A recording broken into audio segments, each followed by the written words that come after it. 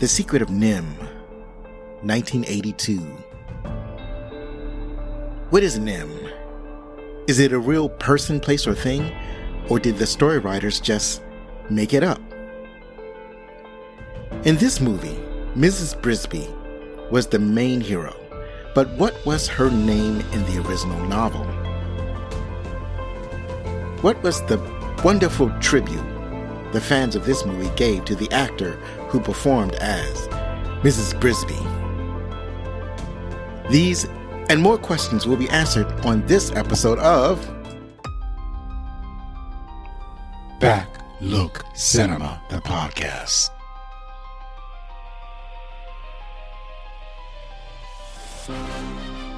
In the beginning, we were ordinary street rats, stealing our daily bread and living off the efforts of man's work. We were captured, put in cages, and sent to a place called NIMH. There were many animals there, in cages. They were put through the most unspeakable tortures to satisfy some scientific curiosity. Often at night, I would hear them crying out in anguish. 20 rats and 11 mice were given injections. Our world began changing. Hello, my name is Zoe. It's spelled Z-O or Z-O for those of you outside of the U.S. Welcome back, friends. This is the 222nd episode of Back Look Cinema, the podcast, where we take a look back at the movies of yesteryear, especially the movies of the latter half of the last millennium. If you like what you're about to hear, then please tell your family, tell your friends, and if you can muster up the courage, then tell the great owl about Back Look Cinema.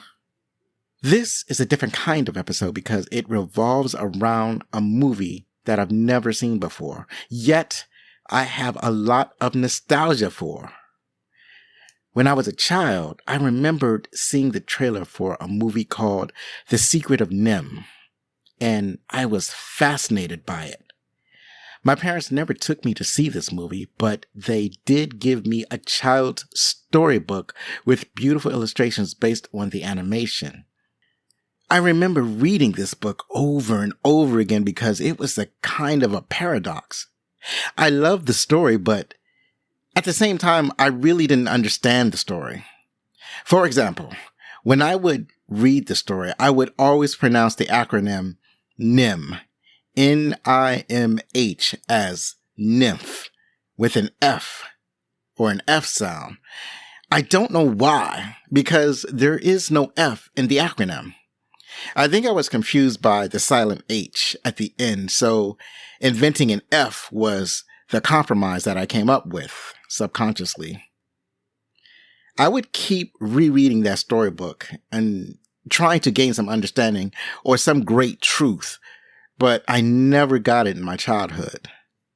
The question is, have I finally gained this understanding now that I've finally seen the actual film as an adult? Let's find out in the opening credits. Mrs. Brisby, a humble and widowed mouse in good standing in her community, struggles to provide for her family, especially her gravely sick youngest child, Timothy. Unfortunately, Timmy's illness comes at the worst possible time because moving day is close at hand. Moving day marks the time when the farmer comes to till the field, and all the animals living in the field must move to avoid the farmer's tractor and the destruction of their homes. But Timmy is too sick to move. Mrs. Brisby goes on a quest to find a way to keep Timmy safe that sweeps her up in a grand adventure filled with science and magic. This movie was released July 16th, 1992, produced by Aurora, Don Bluth Productions, and Mrs. Brisby Limited. It grossed over $14 million in the U.S. and Canada on a reported budget of $6.38 million. And I got that budget figure from secretofnymph.fandom.com. And I had to go outside of my normal sources, which is usually IMDb, because they had like inconsistent data on what the budget is. And it was kind of hard to find the information on the budget, but I was finally able to piece together my best guess of what the budget probably was for this movie. If we adjust the numbers for inflation, then that would mean that had the movie been released today, it would have grossed $48 million and the budget would have been $22 million. And that's not great. And the reason it's not great because as I've talked about in other shows, a movie kind of has to make 3 times the production budget in order to be considered even profitable. Or some people would even say it would have to make 3 times the production budget just to break even. And this movie did not. It basically just made double its production budget.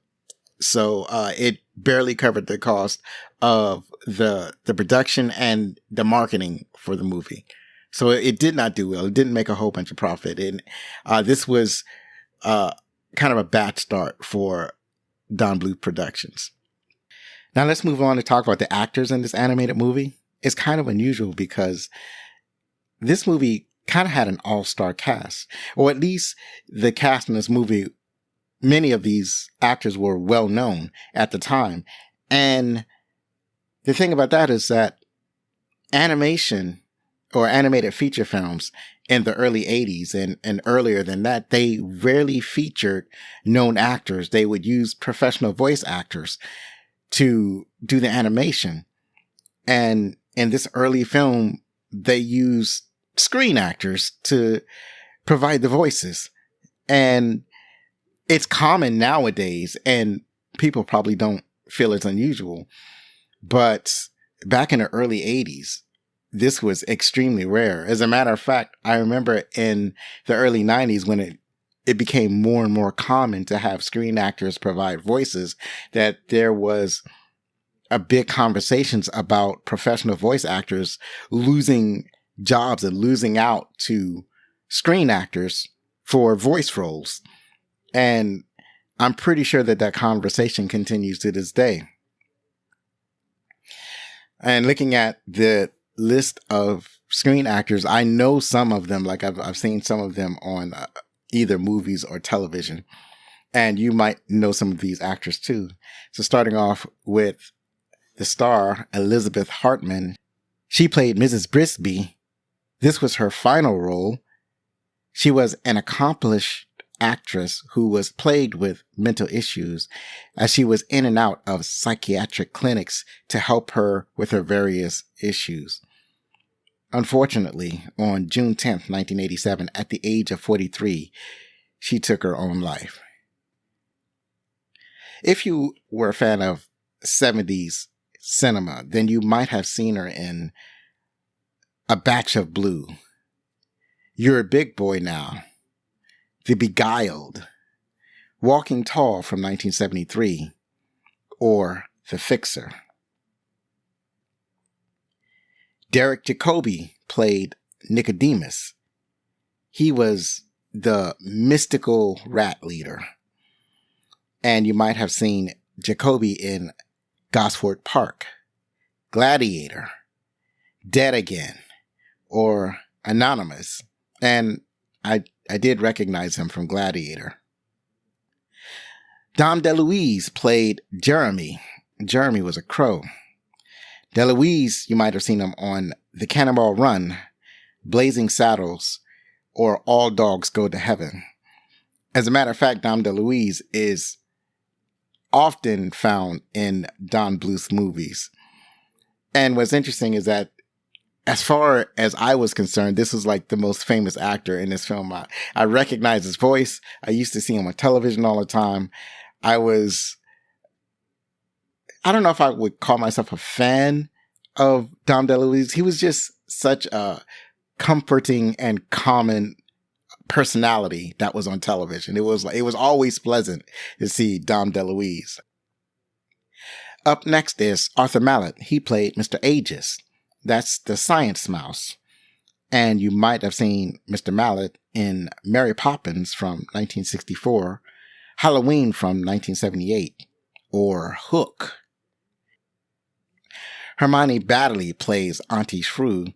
She is one of two characters that don't have any real names. They're just called what they are. So Auntie Shrew is a shrew. And then there's another character that's just called an owl. And they're later on in the credits. Miss Baddeley was also in A Christmas Carol from 1951. You might have heard her voice in The Aristocrats, or you might have seen her in The Unsinkable Molly Brown. Shannon Doherty played Teresa. This is the oldest daughter mouse of Mrs. Brixby. You might have seen her in Heathers, Mallrats, but I'm pretty sure most people know her from her television career in 90210 or Charmed. Will Wheaton played Martin. This is the second oldest, but the first son mouse of Mrs. Brixby. That is a clumsy way of saying it.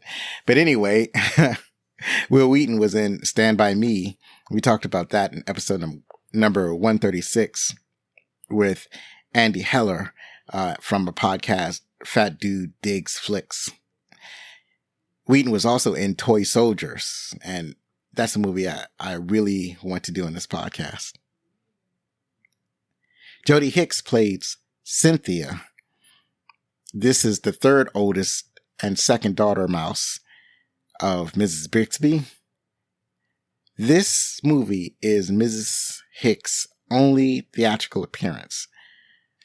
You might have seen what few TV movies that she's done.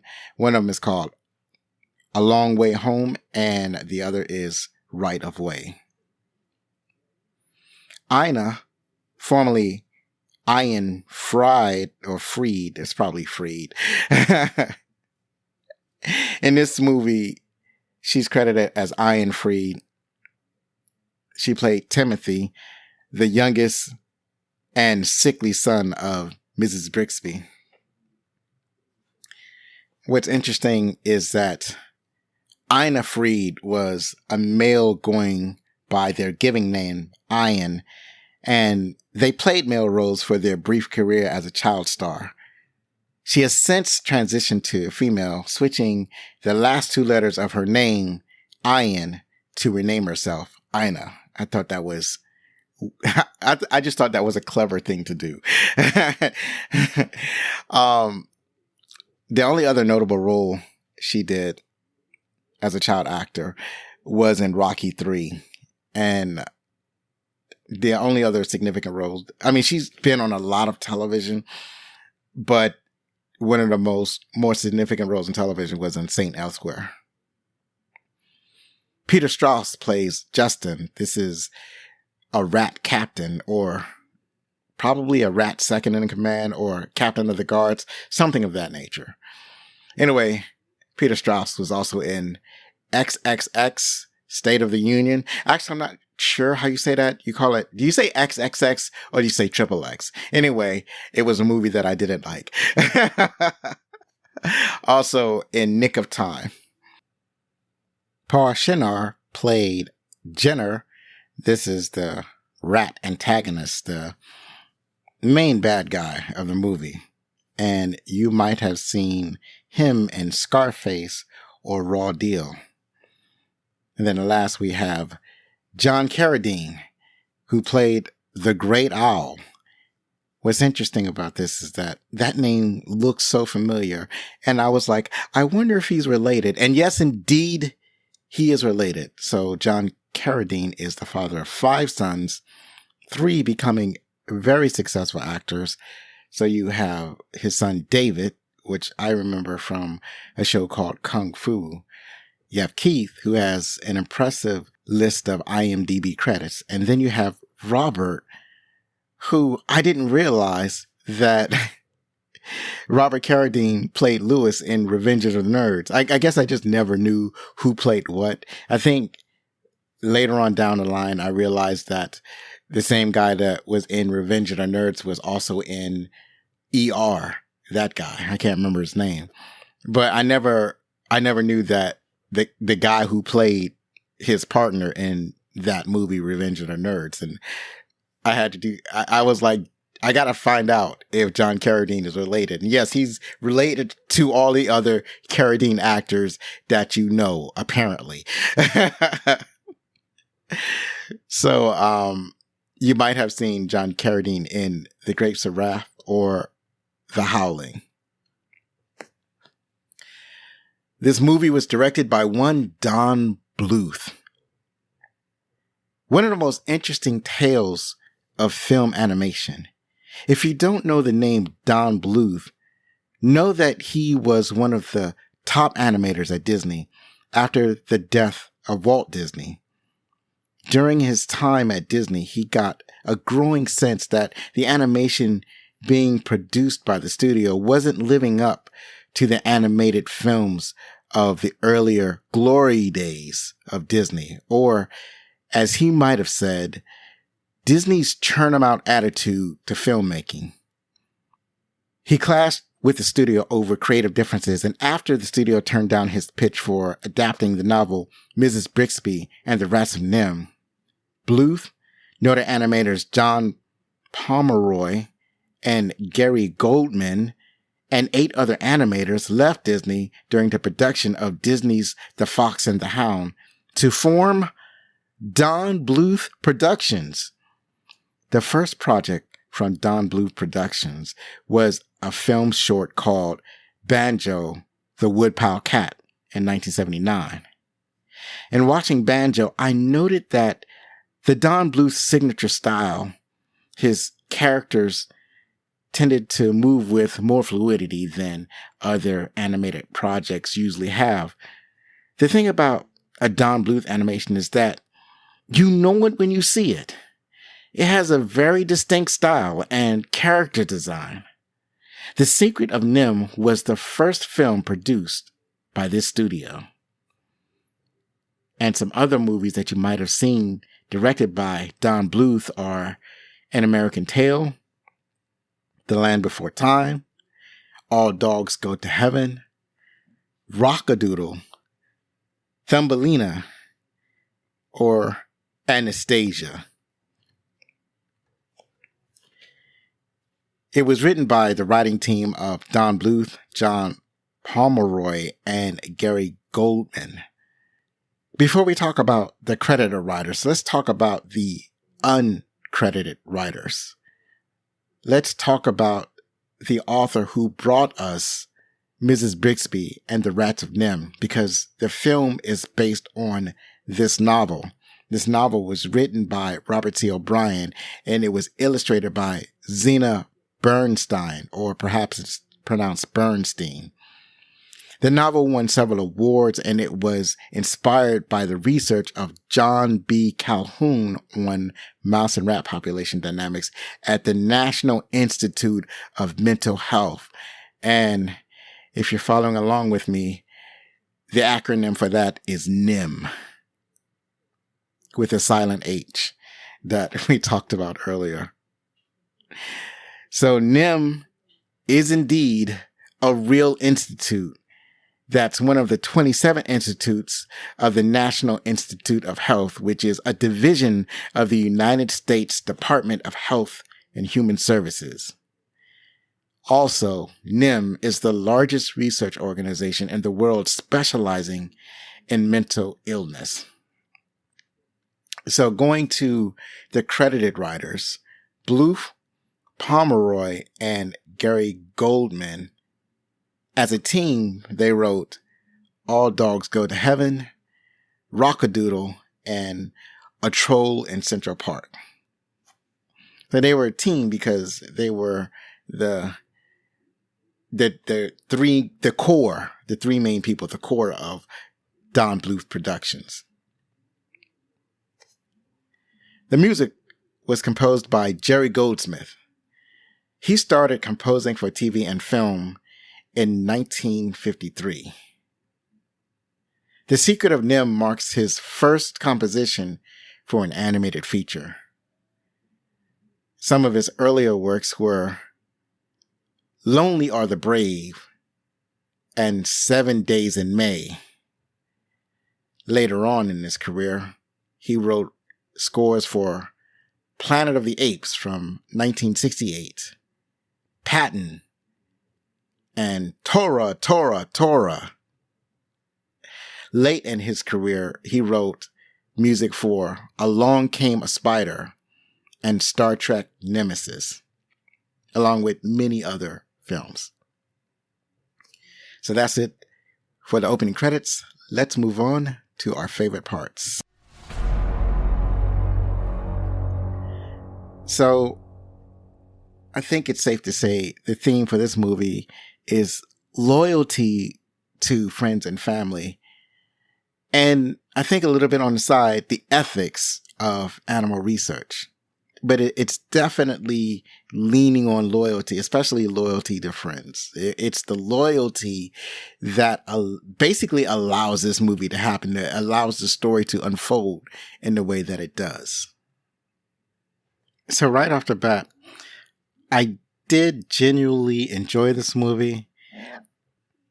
I liked the movie, but I didn't love the movie. So I think I should I'll say it like that. I thought it was a pretty good movie. It's very entertaining.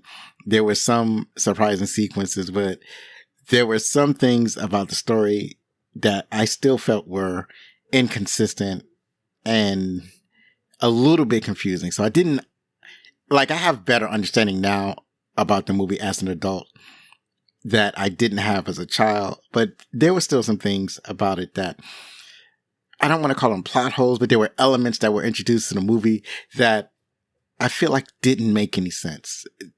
The Secret of NIMH I feel like it's supposed to be about science and probably the dangers of science, or it's a cautionary tale about science. It's kind of like the kind of cautionary tale that we get from movies like The Terminator, or what we're dealing with now with the coming of AI as a new technology and what that might mean for our civilization, or what it might mean for artists, what it might mean for workers, what it might mean for writers, what it do to the education system for students.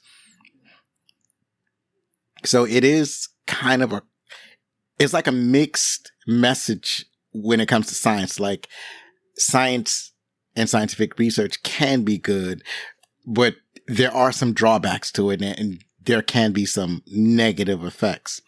So it should be a story primarily about science, but it also has other elements that don't necessarily fit the overall theme of the story that is supposed to be told. I guess it's because these animators are coming fresh off Disney, and these are the type of elements that you would see in Disney that I guess they felt, or they had a habit of including. So what I'm talking about is the inclusion of magic in this movie. Like there are some parts of it's kind of unexplained. Some of these creatures have magical powers, and it's not explained why, or they don't have like an explanation of it. They have magical creatures and they have magical objects. So, I feel like it doesn't belong in this movie, but it's in the movie nevertheless. But I will say that this movie had some beautiful action sequences. It's one of my favorite things. It was overall beautiful animation. It was filled with very moving music. I really enjoyed the music that was composed in this movie. They had some dynamic action sequences.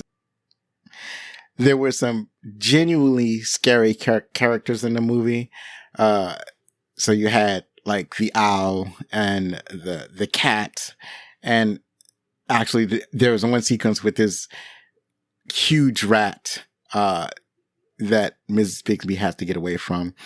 And then also it was surprisingly violent, which I guess I was delighted by the unusual amount of violence in this movie. And it still had a surprising G rating on it. If this movie were released today, it will not get a G rating. It would definitely have at least a PG-13 rating on it.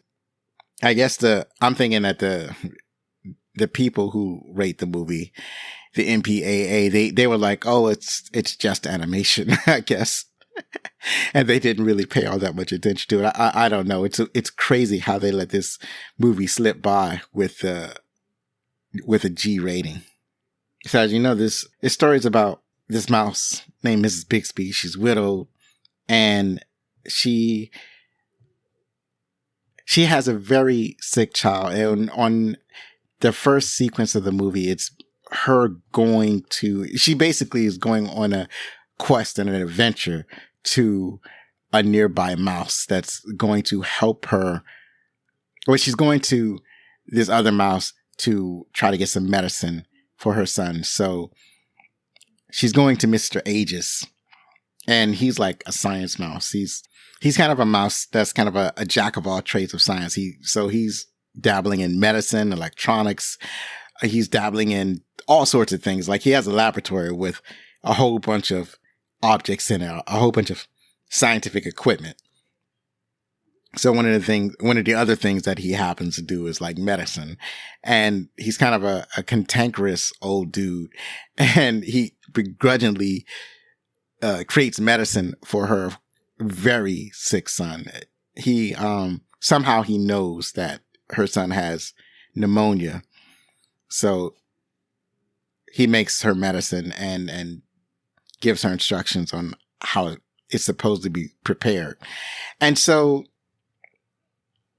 it's like, she's a mouse, she's in the field, she has to go on an adventure just to get to him, to get the medicine. And then she has to go on an adventure to get back home. And it's like on her way home, she runs into this crow, and the crow is like goofy, and she's trying to politely, extricate herself from the crow. The crow is Jeremy, played by Don DeLuise. It's kind of, an incredible chemistry they have, because it's like the crow is like bothersome, and she's trying to be polite and patient with the crow, but he's so goofy and clumsy that it's kind of hard to get away from him, because he's like the crow is trying to be helpful, but he's one of those characters that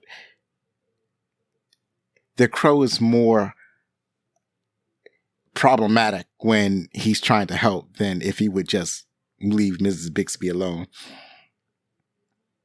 So you have that dynamic. And then there's the problem with the crow is that he's also very loud.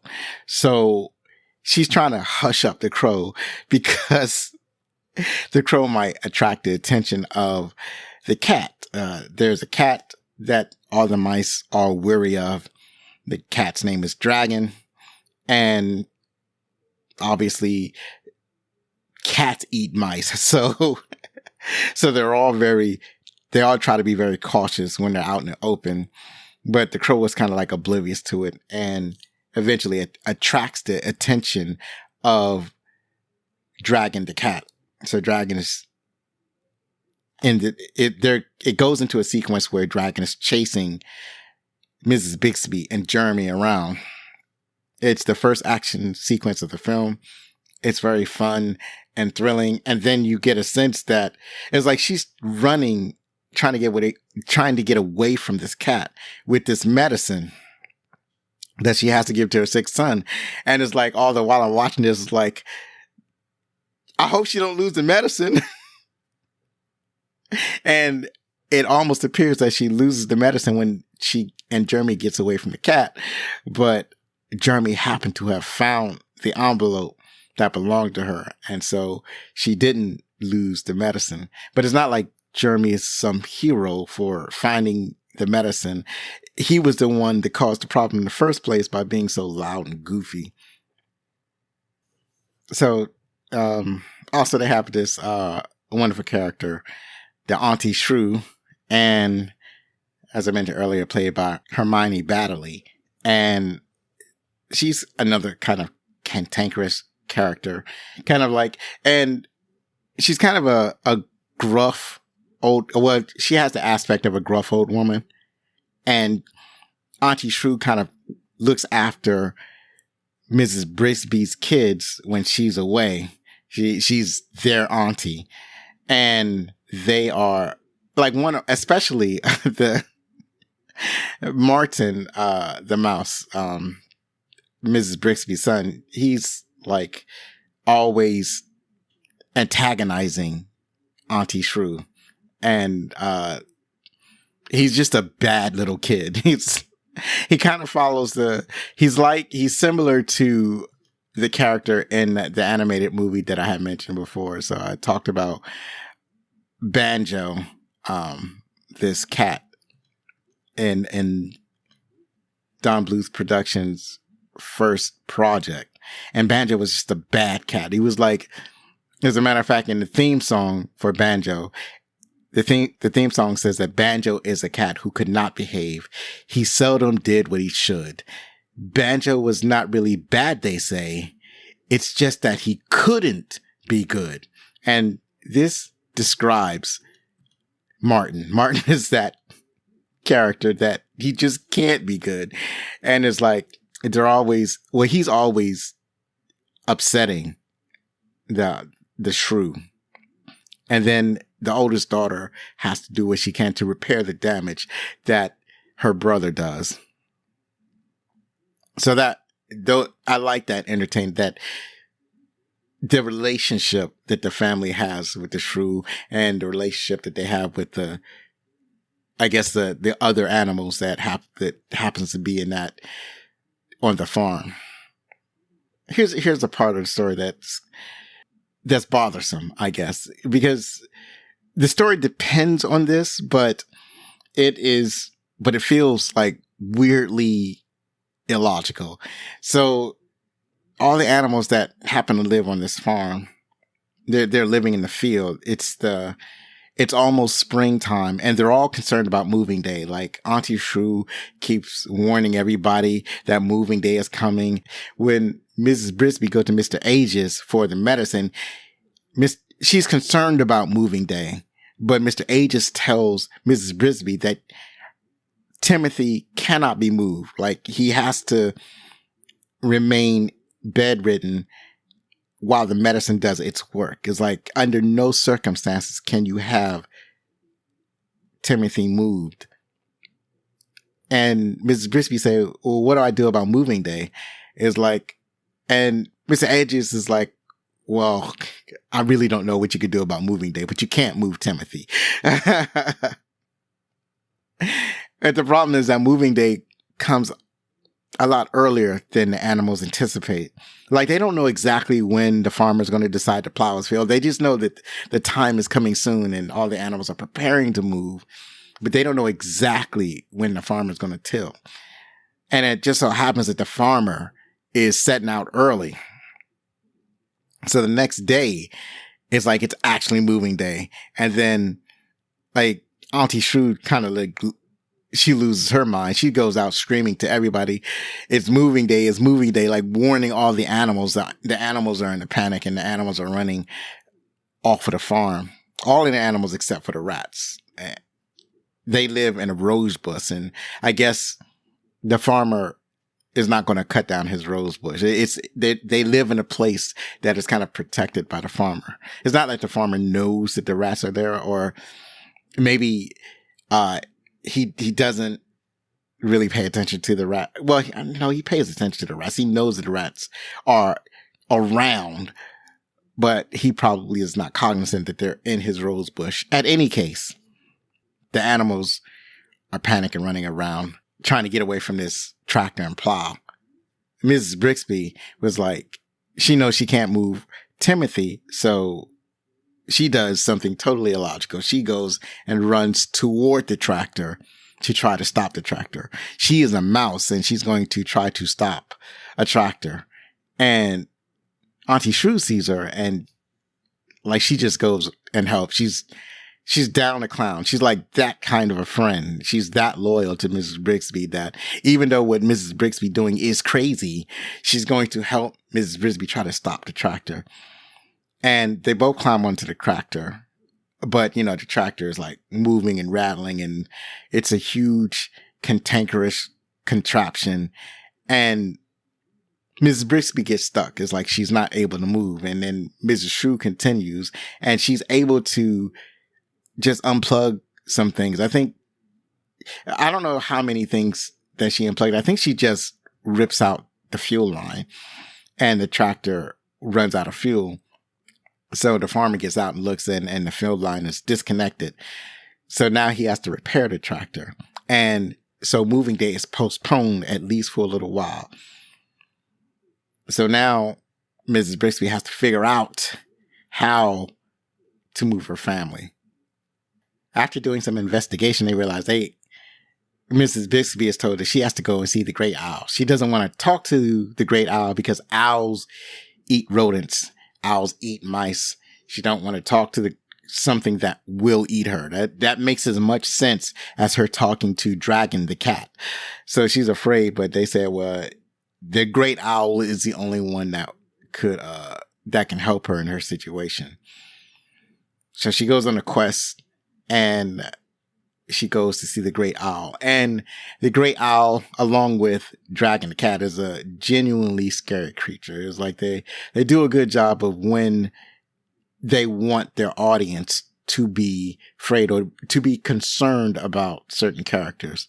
Like Dragon is a disfigured cat. It's like he got caught up in some accident. So you have one side of his face is not like gross or anything, but he's obviously been injured at some point in his life.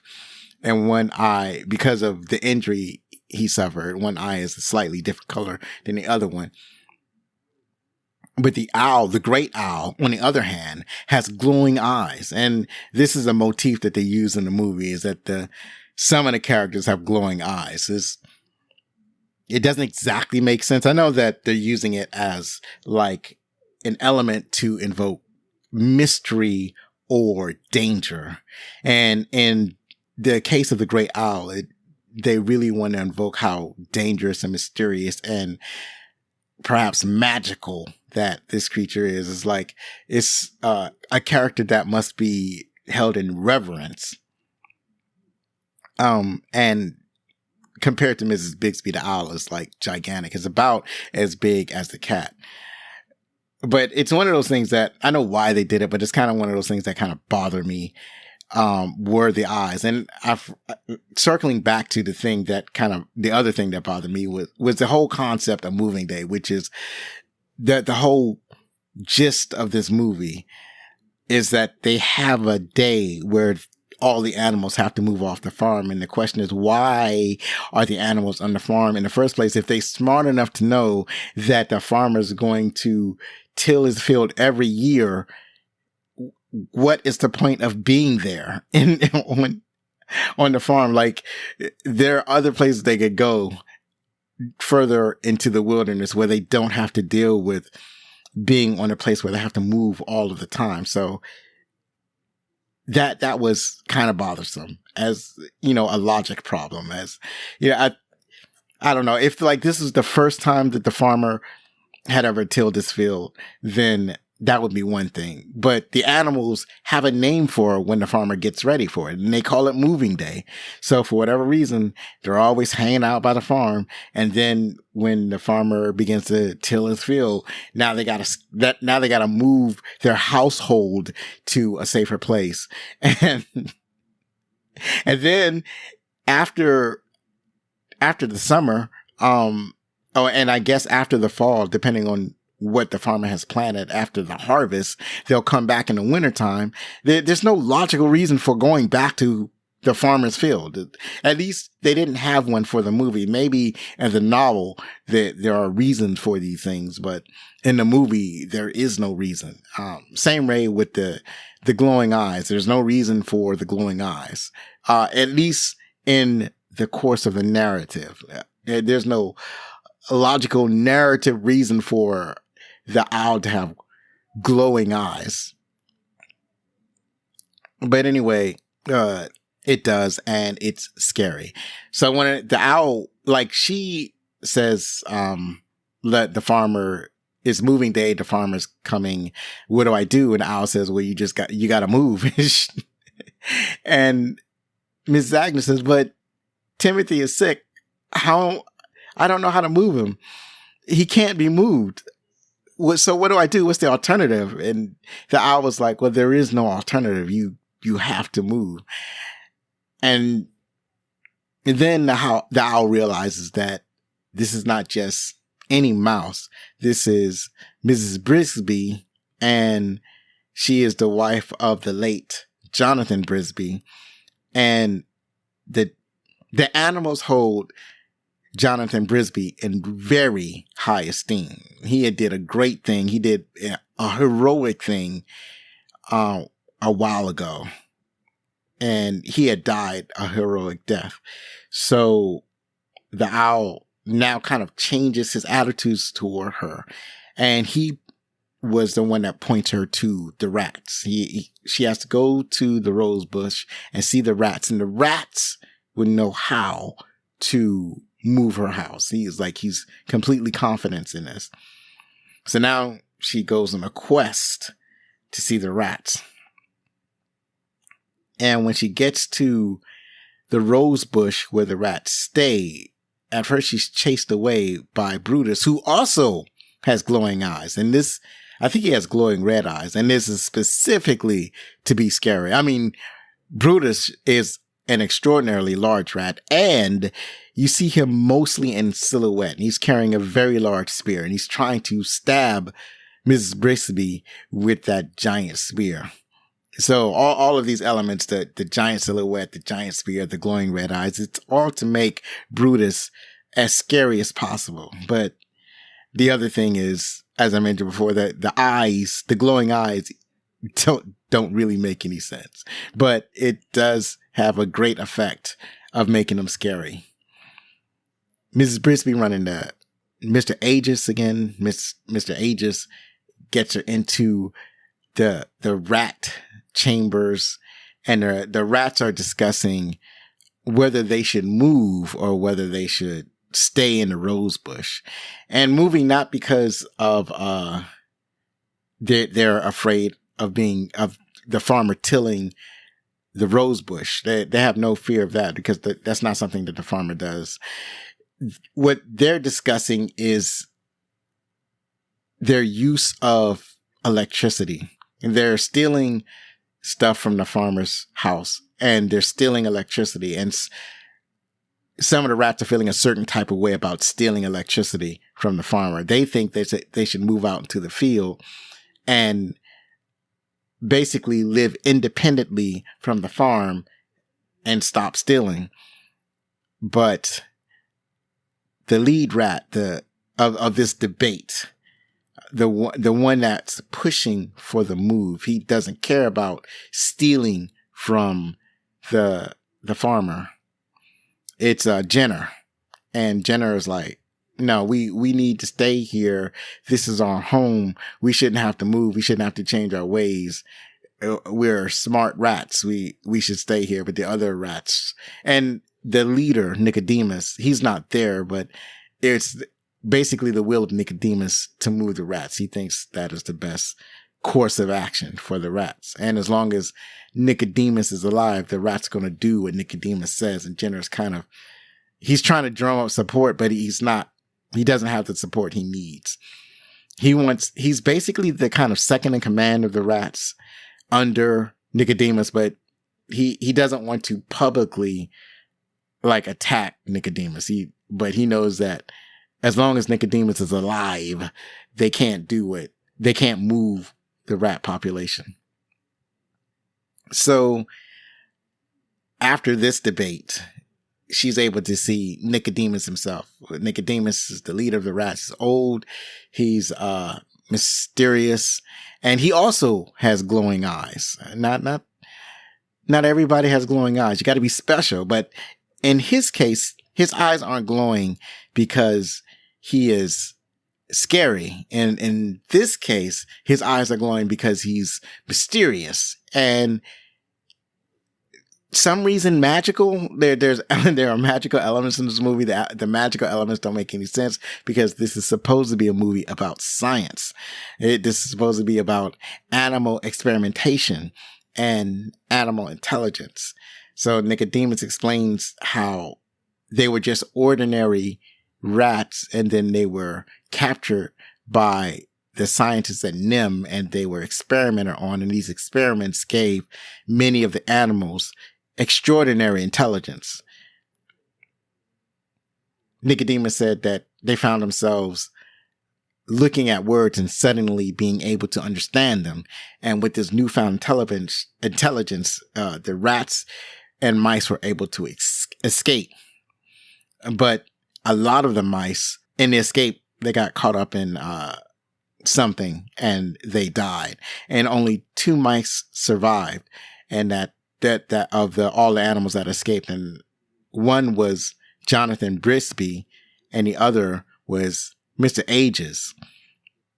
So Jonathan Brisby is held in high esteem because he was the one who actually got them out of the cages. He was the one that when the mice were, well, when animals are trapped, and these are the rats and mice, when animals are trapped, it was his actions that got them all free. The rats have a lot of reverence for Jonathan.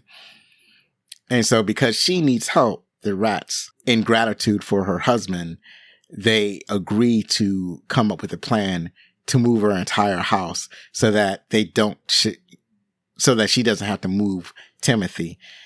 She lives in a cinder block. They're going to build a contraption so they can move the entire cinder block.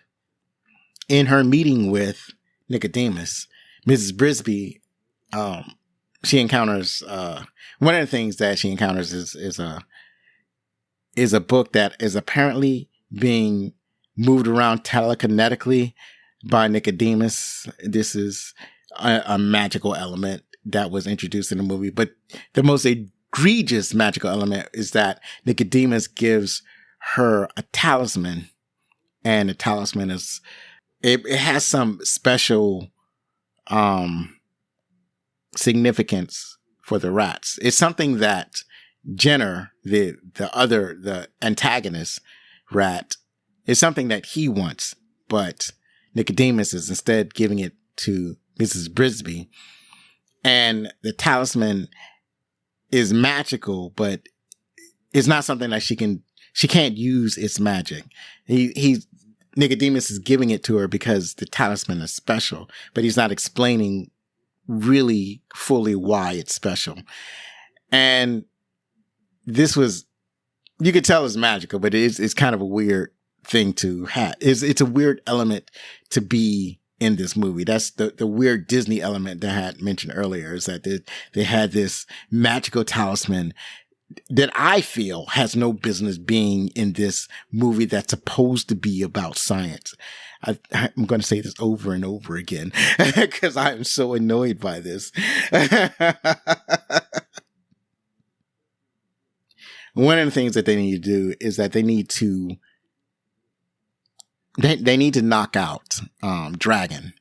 They need to put him to sleep. Mr. Aegis regularly makes a sleeping potion for Dragon to slip into his food whenever they want to do a big project. So this big project of moving Mrs. Brisby's house is something that requires someone to drug Dragon. The reason Mrs. Brisby is a widow is because her husband was on a mission to drug Dragon and died in the attempt. And since then, it was Mr. Aegis who had been trying to drug Dragon, and he had gotten injured trying to drug Dragon like days ago or something like that.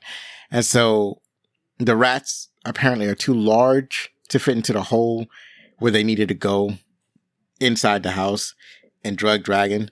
So Mrs. Brisby volunteered to do it. So she goes into the house and she's able to she's able to put the drug in Dragon's food, but then she's captured while she's in the house or just outside the house by one of the children. And they decide to keep her as a pet. So they put her in this cage. But she's able to escape the cage. But while she's there, she learns that the humans are going to call the scientists at NIMH. And the scientists are going to come and they're going to get rid of the rats in the rose bush. Like, it's kind of left out why they suspect the rats are in the rose bush. And it doesn't really make sense that the scientists at NIMH know that the rats that had escaped from them are in the rose bush. It's better explained in the book. In any case, Mrs. Bixby found out that the scientists of NIMH are coming to get the rats. So she escapes and to go and warn the rats about what was happening. But when she warns them, Jenner doesn't believe her. Even if what she was saying was true, Jenner believed that the rats were smart enough to figure out how to deal with the situation. But for the most part, he's so against moving that they don't take her at her word. And what Jenner's going to do is that because they're going along with moving her house, he knows that because this is a big project, this is the type of project where animals could get hurt in trying to move her house. So he was going to murder Nicodemus in a construction accident. It was going to look like he was going to kill Nicodemus, make it look like an accident. And then once Nicodemus out of the way, he would take over the rat population and he would basically convince them to stay in the rose bush. So they're trying to move the house. There's a huge storm. There's a lot of movement going on. And here's the thing. It's a storm. Things are wet. The winds are blowing. Lightning striking. The house is being buffeted about. And it's not like Timothy is like braced in any way. They didn't show it, but the way the house is moving, he had to have been knocked around that house, which kind of defeated the purpose of them moving the whole house instead of them finding a way to move just Timothy. And then you had Jenner. He successfully causes an accident that causes a bunch of equipment to fall on top of Nicodemus and kill Nicodemus. But the captain of the guard, Justin, he knows that Jenner is up to no good. And they get into an argument and they start fighting with swords. And they're not fighting with like needles or toothpicks or anything like that. They're fighting with actual mice-sized swords. And, you know, there's some cutting and some stabbing, and they have knives and they're stabbing and they're cutting. And I was like, oh, this is violent. This is a little bit more violent than you normally have in a Disney movie. And I think Jenner is killed. I think he's actually stabbed with a sword or a knife or something like that. So that's not how Disney kills. Disney usually just throw you off a cliff, but in this movie, Jenner is stabbed, and that's why I'm shocked that this is rated G. I guess the censors were like, well, it's not a human. And but after all of this adventure, the stuff that they used, like the pulley system that they used to try to raise up the house, had been damaged when Jenner sabotaged the equipment in order to kill Nicodemus. And now the house is sinking in the mud. And then the magic of the amulet activates, and Mrs. Bixby is able to, with the amulet, is able to telekinetically lift her house out of the mud and move it to where it needed to be so that it was out of the way. And just magic just takes over. It's like the ultimate Deus Ex Machina, I suppose. And her family is saved. It's almost like she didn't even need the rats to move her house. It was, I guess, if she was able to activate the magic of the amulet, she could have just done that. And then after she magically moves the house. She gives the amulet over to Justin, and basically the family is safe. And then basically everybody lives happily ever after. It's a very positive ending. But yeah, and that's the reason I say, the movie's good. It was entertaining. It wasn't great, but it was good because, there were still elements of the story that did not fully make sense. They probably made too many changes from the novel for it to make all the sense that it needed to make, at least to my satisfaction. One of the things I wanted to do was to either read or listen to the novel myself. And so what I did was I reserved a book so that I can listen to it. And then I can compare the book to what happened in the movie and see if I'm hoping the book makes more sense. Like I kind of read a synopsis on Wikipedia, and from what I read, it made a little bit more sense than what they did in the movie. So like they had a real reason why the scientists at NIMH wanted to investigate the rose bush and things of that nature. So I really wanted to investigate that. But I have a greater understanding for the story than I did when I was a kid. And in reading of the book, I'm hoping to have even greater understanding. So that's it for my favorite parts. And now let's talk about the trivia. So the trivia I have, most of it comes from IMDb, but there's like snippets here and there that I got from other sources. Don Bluth, John Pomeroy, and Gary Goldman all left Disney to pursue this project, which had originally been rejected by their former employer as too dark to be a commercial success. They were followed soon after by 20 other Walt Disney Productions animators dubbed the Disney Defectors by the trade press. And initially, Disney was right. It did not do well at the box office, as I talked about earlier, but it kind of made it up in the sale or rental of videotapes, VHS tapes, and it became a cult classic. At the time of release, it was the largest non-Disney animated movie because Disney basically had no competition when it came to animation. Like they were King Kong and Godzilla combined. But Don Bluth really gave them a run for their money. The lead character's name was changed from Mrs. Frisbee in the novel to Mrs. Brisby to avoid legal entanglements from the Whammo Company, the makers of Frisbee. So the character's name is Frisbee, and Whammo made a toy called Frisbee. Unfortunately, this change came late in the movie production, long after the actors and actresses had recorded their dialogue.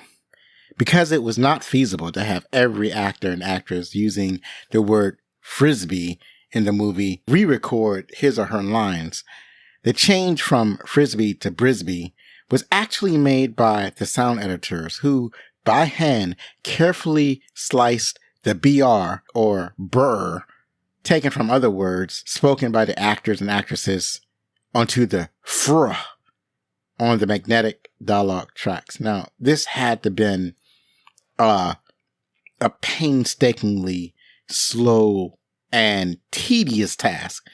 I mean, in recording podcasts, I'm fortunate to be able to work digitally. So all of my snipping and cutting is, I'm just doing it with a mouse and clicking, and it's tedious doing it digitally. It's tedious doing it on a computer, but imagine having to do that with physical tape.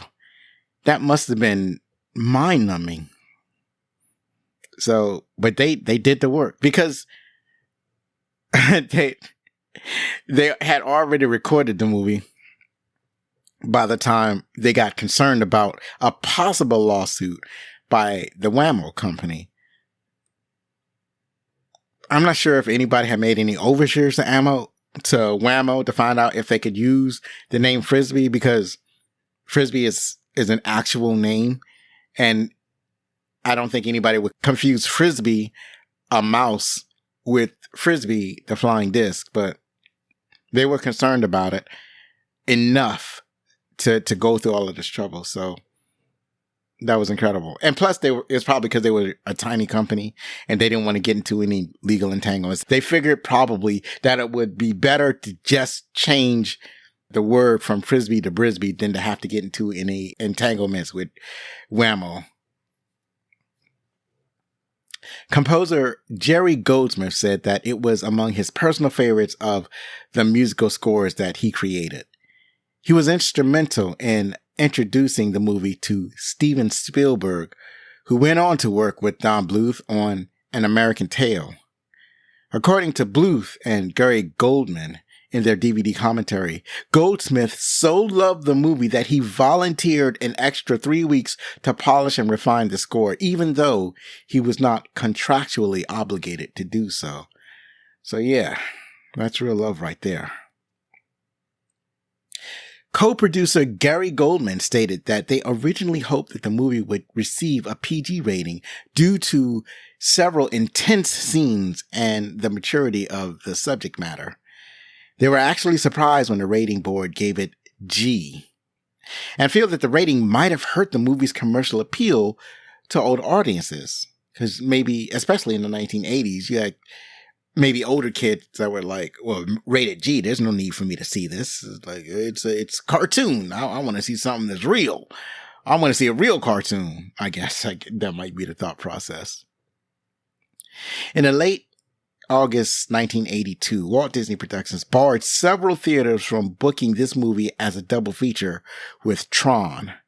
Disney claimed that the studio wanted their movie to be paired with another Disney movie.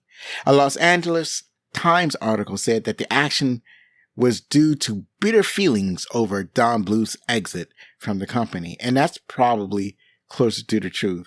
But jokes on them, both of these movies did not do well at the box office.